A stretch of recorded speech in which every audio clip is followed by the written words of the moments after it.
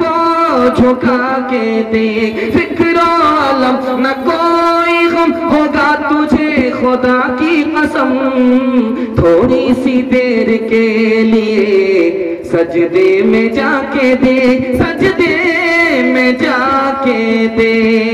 इसी तरह का बयान और हम्दुन्नात अगर आप सुनना चाहते हैं तो सबसे पहले हमारे चैनल को सब्सक्राइब करें, लाइक करें और अपने दोस्तों में भी इस वीडियो को शेयर करें। फिर हम मिलते हैं एक और वीडियो के साथ। इजाज़त दीजिए, खुदा हाफिज़। ध्यान दीजिएगा, 4 पैगाम दूंगा और मेरे हिस्से का जलसा निकल जाएगा। आप लोग यहाँ से लेकर के वहाँ तक मुकम्मल सुनने के लिए तैयार है तो हाथ उठाइए इंशाअल्लाह। जलसा आधा निकल चुका है, थोड़ा सा जलसा बाकी रह गया है। मुझे आप पर ताज्जुब होता है कि आपने हिम्मत से सुन लिया, बड़े हौसले से आपने जलसे को कबूल किया। अल्लाह आपके बच्चों को कामयाब करे, आपकी जवान बेटी घर में हो, खैर से मुनासिब जोड़े का जल्द अज जल्द इंतजाम फरमाए। 4 पैगाम दे रहा हूँ, असली और नकली, जाली पीर असली पीर, जाली डॉक्टर असली डॉक्टर, इसके हवाले से सुनाने के लिए जा रहा हूँ। एक आदमी फजर के बाद वजीफा पढ़ रहा है, कुछ नहीं बोलता है, लेकिन रिश्वत देने वाला जब आता है तो उंगली का इशारा करता है, तो ये 2 उंगली का इशारा करता है। उसने अगर 3 उंगली का इशारा किया, ये 4 उंगली का इशारा करता है। लोगों को समझ में नहीं आया कि ये क्या हुआ, ये गुम तरावी क्या हुई। तो पता चला कि ये मास्टर था, ये आबिद था, ये मुसलमान था, इसको वजीफा मिला था कि किसी से बात मत करना, वजीफा पढ़ना। अब रिश्वत देने वाला जब आता है इसको, तो वो 1 उंगली का इशारा करके बताता है 100 रुपया रिश्वत में दूंगा, तो ये कहता है कि 200 रुपए लूंगा। बात करने को हराम समझ रहा है, नीचे से हराम खा रहा है। दूसरा नमूना दे रहा हूँ, ध्यान से सुनिएगा, बड़ा खूबसूरत मुताला आपकी खिदमत में लेकर के आ रहा हूं। एक डॉक्टर है जो सीख करके डॉक्टरी कर रहा है, दूसरा डॉक्टर है जो अनाड़ी है, धोखा दे रहा है। दोनों इलाज करता है, लेकिन इससे भी आदमी जिंदा होता है, शिफा पाता है, उससे भी आदमी जिंदा होता है, शिफा पाता है, इससे भी मरता है, उससे भी मरता है। दोनों में फर्क क्या है? जो आदमी पढ़ लिख करके डॉक्टरी कर रहा है, इससे अगर कोई मर गया तो अल्लाह के यहाँ हिसाब देना नहीं होगा, लेकिन जो अनाड़ी है अगर उससे कोई मर गया तो उसको हिसाब देना होगा। इस बुनियाद पर हिसाब देना होगा कि वो पढ़ लिख करके बगैर पढ़े लिखे इलाज कर रहा है, नीम हकीम खतरे जान है, इसलिए उससे सवाल हो रहा है, इससे सवाल नहीं हो रहा। तीसरी बात को याद रखिए जो मैं आपको सुनाने के लिए जा रहा हूँ, बहुत ध्यान से सुनिएगा। एक महंत आया, पंडित जी से कहा कि पंडित जी हमें खुदा दिखाओ, जब तक खुदा नहीं दिखाओगे हम नहीं मानेंगे। कहा कि दिखा देंगे, क्या मुश्किल बात है, खुदा को दिखा देंगे, क्या मुश्किल बात है, शाम को खुला मकाम पर दरिया के किनारे आ जाना, मैं खुदा को दिखा दूंगा। उसने देखा, करीब से उसको बुलाया, कहा कि देखो उस किनारे पर देखो कोई रोशनी नजर आ रही है? कहा कि हाँ आ रही है। कहा वही खुदा। इसको शौक हुआ कि करीब से खुदा को देखना चाहिए। जब करीब गया तो देखा कि कछुए के पीठ पर चराग जल रहा। कहा कि वो नालायक कहीं के धोखे में रखे हुआ तो यही खुदा। ताकि खुदा को दिखाई नहीं सकता, मैं झूठी तसल्ली के लिए ऐसा कर दिया था। चौथी बात को याद रखिए, अंधा नाबीना बादशाह के यहाँ है। बादशाह ने पूछा कि तुम बता सकते हो कि मैं बड़े खानदान का हूँ या छोटे खानदान का हूँ? कहा कि बता सकता हूँ। कहा कि वो कैसे? कहा मैं बता दूंगा, 1 मिनट में बता दूंगा। कहा कैसे बताओगे? कहा कि मैं असली नकली की पहचान जानता हूँ, बूढ़ा आदमी हूँ, ये बाल धूप में नहीं पका है, तजर्बे से पका है। मैं बता दूंगा कि तुम असली खानदान से हो या नकली खानदान से हो, नकली बादशाह हो या असली बादशाह हो, मैं बता दूंगा। कहा कैसे बताओगे? कहा कि जब भी मैंने तुम्हें खुश किया तो तुमने इनाम में दाल चावल दिया, तुम बरहमन की औलाद नहीं हो, पनिया की औलाद। चौथा नमूना लेकर के आ रहा हूँ, इसको बहुत ध्यान से सुनिएगा जो मैं आपको सुनाने के लिए जा रहा हूँ। सुबह हुई, बादशाह ने दरवाजा खोला तो उसने एक झाड़ू लगाने वाले को देखा। उसका इस काम का नुकसान हो गया, उस पैसे का नुकसान हो गया, इस काम का नुकसान हुआ, उस काम का नुकसान हुआ। उसने कहा कि उस झाड़ू लगाने वाले की वजह से मेरे काम का नुकसान हुआ है। खुद फरामोशी को न तोहमत दहद उस्ताद रहा, कसूर अपना है, इल्जाम दूसरे को पर डाल रहा है। तो इसको फांसी पर चढ़ा दो, न रहे बात न बजेगी फांसी। जब वो फांसी पर चढ़ने लगा तो उसकी आखिरी ख्वाहिश पूछी गई, तुम्हारी आखिरी ख्वाहिश क्या है? मेरी आखिरी ख्वाहिश ये है कि मुझे ये तो बता दो मैं कौन से गुनाह पर फांसी पर चढ़ा। तुम्हारा गुनाह ये था कि सुबह को बादशाह ने तुम्हारी शक्ल देखी, तुम्हारी मनहूस शक्ल की वजह से बादशाह का ये काम नुकसान हुआ, वो काम नुकसान हुआ, इसलिए तुमको फांसी पर चढ़ाया जा रहा है। तो उसने भी बड़ा अच्छा जवाब दिया, ईंट का जवाब पत्थर से दिया कि मुझसे बड़ा मनहूस तो बादशाह है, मुझे बादशाह ने देखा, उसका काम का नुकसान हुआ। मैंने बादशाह को देखा, मेरी जान जा रही है। बादशाह से बढ़ करके, मैं बादशाह से बढ़ करके मनहूस नहीं हूँ, बादशाह मुझसे बढ़ करके मनहूस है। बादशाह को इरादा बदलना पड़ा। पांचवा नमूना आपको लेकर के आ रहा हूँ, ध्यान से सुनिएगा। एक जाली पीर बस्ती में आए और कहा कि मैं उस वक्त किसी का खाना नहीं खाऊंगा जब तक कि मुझे पता न चल जाए कि यह हलाल है या हराम। रशीद अहमद गंगोही रहमतुल्लाह अलैह इतने बड़े आलिम के घर से खाना गया, तो क्या कहता कि मैं ये खाना नहीं खाऊंगा जब तक हजरत नहीं बताएंगे कि ये खाना हलाल है या हराम है। तो समझ में आ गया कि ये धोखेबाज पीर है, ये जाली पीर है, इसका इलाज करना चाहिए। कहा कि ये गुल्लर का दरख्त है, इसमें जो ये फल लगा हुआ है ये बिल्कुल हलाल है, इसी को आप खाइए, आप किसी के घर से खाना खाने की जरूरत नहीं है। पीर साहब हैं, आए हैं, जाली पीर हैं, बस्ती में आए। तो लोगों ने कहा हजरत मेरे यहाँ खाना खा लिया। कहा कि मैं मुराकबा करूंगा, मुझे नजर आएगा कि तुम्हारा खाना हलाल है तो खाऊंगा वरना नहीं खाऊंगा। तो आंख बंद किया और आंख खोल करके कहा कि तुम्हारा खाना हलाल है, तुम्हारी यहाँ दावत है। तुम्हारा खाना हलाल नहीं है, तुम्हारी यहाँ दावत नहीं है। तो लोगों ने चालाकी से सोचा कि पता करते हैं कि असली पीर है या जाली पीर है।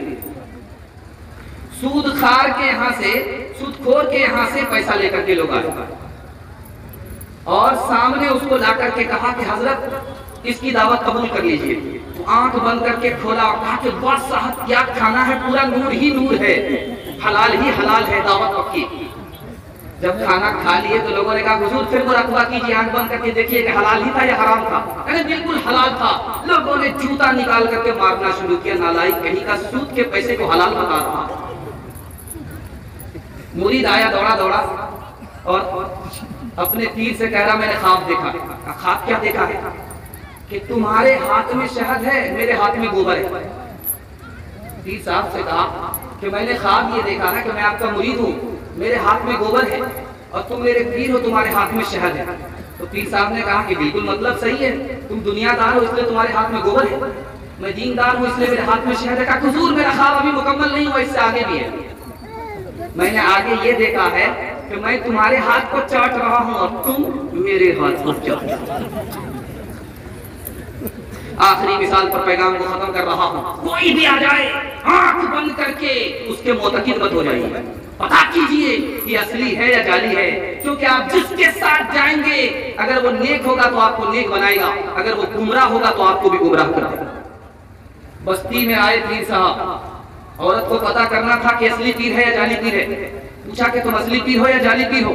तो कहा कि एक नंबर के पीर हैं, जाली पीर नहीं है, बैठते यहाँ है, मदीना नजर आता, 2 मिनट में पता चल जाए। दस्तरखान लगाया, भात ला करके रख दिया, कहा कि खाना खाइए पीर साहब, आप तो एक नंबर के पीर है।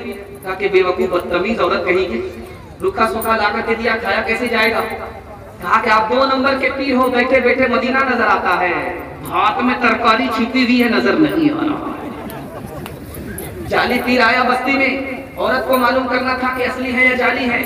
खीर पका करके दे दिया कि फातिहा कर दीजिए। भूख बहुत ज्यादा लगी थी, खीर बड़ी प्यारी थी, सारी खीर खा। अब प्लेट साफ करने लगे, बुढ़िया को बड़ा ताज्जुब, तुम्हें तो फातिहा के लिए दिया था, तबर्रुक के लिए इसने कुछ नहीं छोड़ा, सारी खीर खा गए। आप क्या कर रहे हो? का मदीना साफ करो। कहा कि अच्छा मदीना साफ कर रहे हो। घर के अंदर गई, जिस हांडी में खीर तैयार किया था वो ला करके रख दिया, ये मक्खा है, इसको भी साफ करके चले। मंतिक से निकलना चाहते थे, बुढ़िया ने फलसफे से फंसा लिया। अब दोनों खीर को जब चाट गए तो बुढ़िया ने कहा कितना बेशरम पीर है, किसी पीर खीर को नहीं छोड़ा, किसी तबर्रुक को नहीं छोड़ा। बुढ़िया ने हांडी को पलट दिया कि मदीना साफ हो ही गया, मक्का साफ हो ही गया, हजरे अस्वद है, इसको भी चाट करके चले।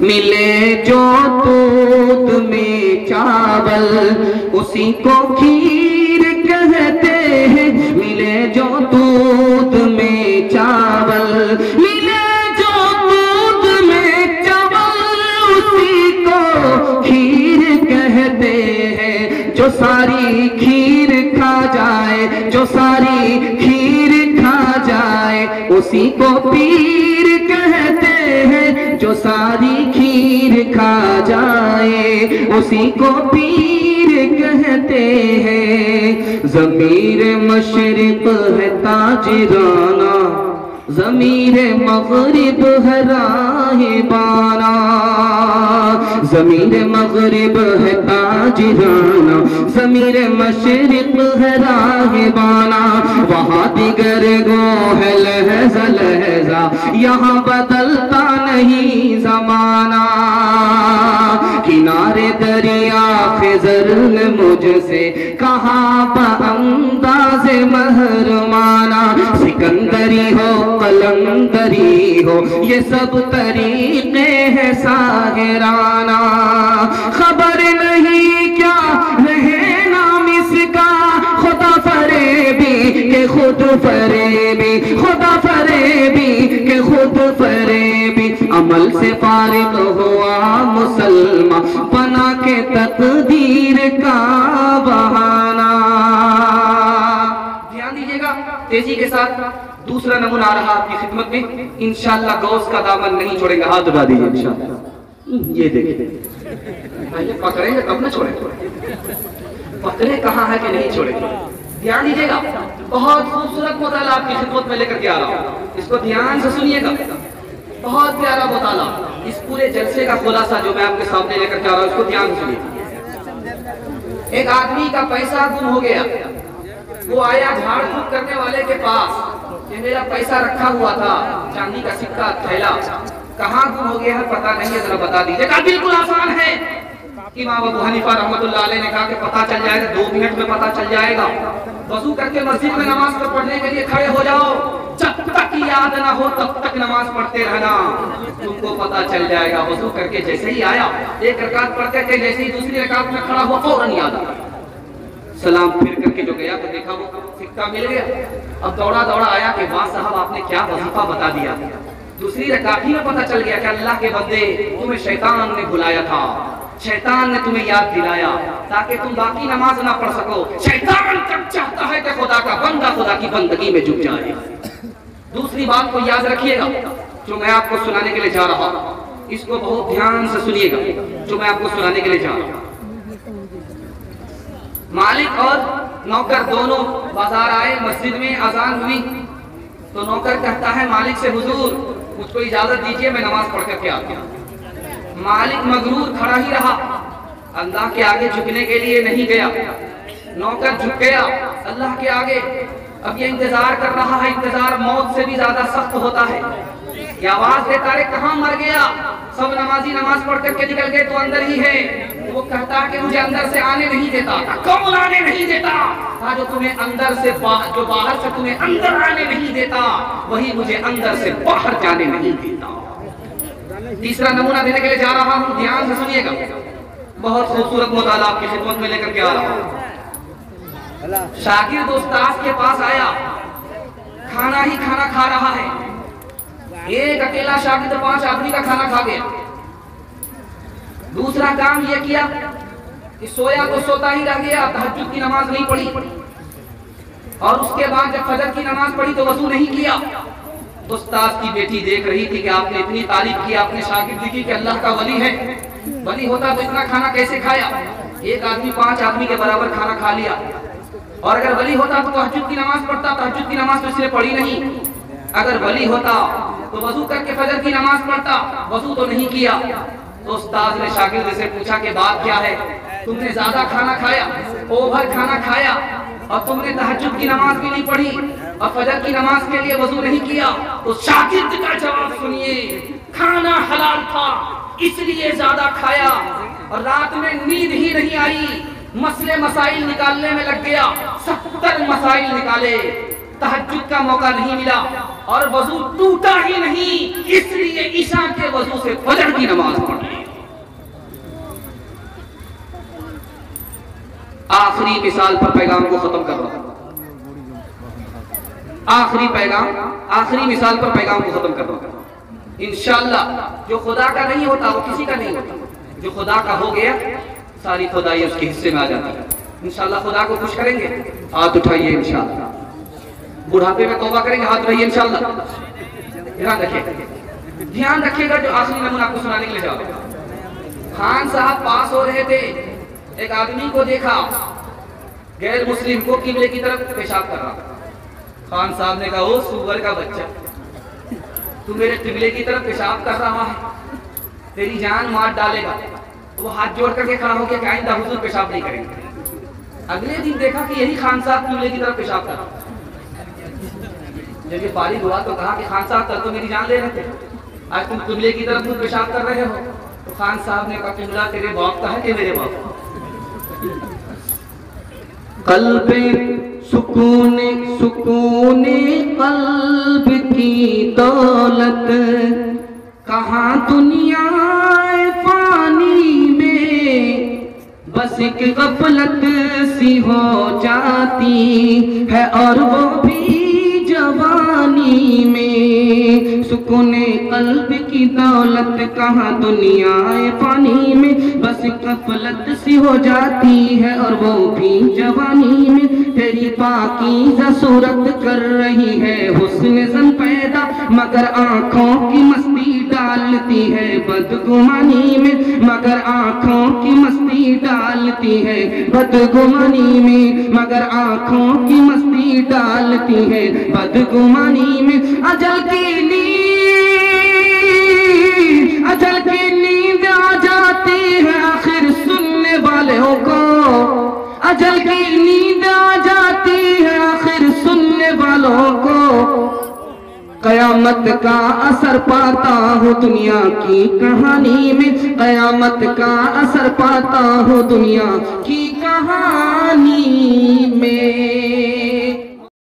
अस्सलामुअलैकुम नाजरीन, आप देख रहे हैं SB मीडिया यूट्यूब चैनल। दोस्तों, अगर आपने अभी तक मेरा इस चैनल को सब्सक्राइब नहीं किया है, बराए मेहरबानी इस चैनल को सब्सक्राइब करें, लाइक करें और अपनी राय कमेंट में ज़रूर पेश करें। तो हमें बताएं कि आपको मेरा यह वीडियो कैसा लगा। अगर पसंद आ जाए तो चैनल को सब्सक्राइब करके मेरा हौसला अफजाई फरमाएँ।